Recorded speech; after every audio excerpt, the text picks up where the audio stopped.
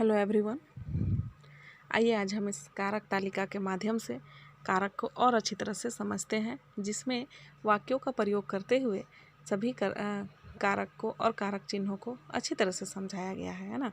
तो यहाँ हम लोग देख सकते हैं कि कर्ता का पहचान कैसे की जाती है। तो क्रिया को करने वाला अर्थात जो काम को करता है, जो करने वाला है, उसी को हम लोग कर्ता कहते हैं। जैसे राम ने खाना खाया।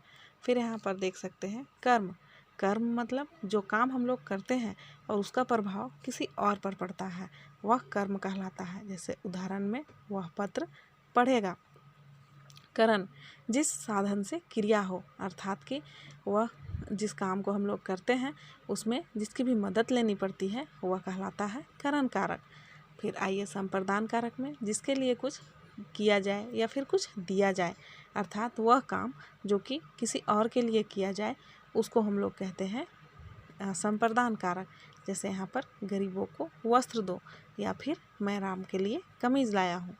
फिर आगे आइए पांचवें में आपादान कारक। आपादान पहले भी मैंने बताया है कि यह आपादान जिसमें पृथकता या अलगाव, ठीक है। तो पृथकता मतलब अलग हो जाना। जैसे यहाँ पर आप लोग देख सकते हैं पेड़ से पत्ता गिरता है तो पत्ते क्या हो रहे हैं, पेड़ से अलग हो रहे हैं। उसी प्रकार अधिकरण कारक जो क्रिया का आधार हो, है ना। जैसे कि में या पर, तो इस थैले में कपड़े हैं, मेज पर किताब है।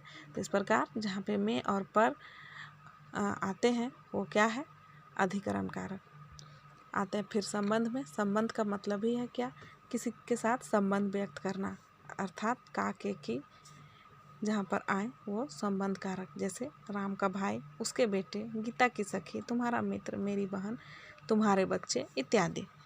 फिर संबोधन कारक जिसे पुकारा जाए, जैसे अरे हे, है ना, हे भगवान रक्षा करो, या अरे तुम आ गए।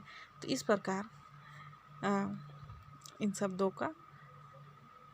इन कारक चिन्हों का बहुत ही अच्छी तरह वाक्यों में प्रयोग करके समझाया गया है। तो बच्चों आप लोग इसको अच्छी तरह से पढ़िएगा, समझिएगा और इस तालिका को अपने कॉपी में अच्छे से नोट करिएगा, ठीक है। आज के लिए इतना ही, धन्यवाद।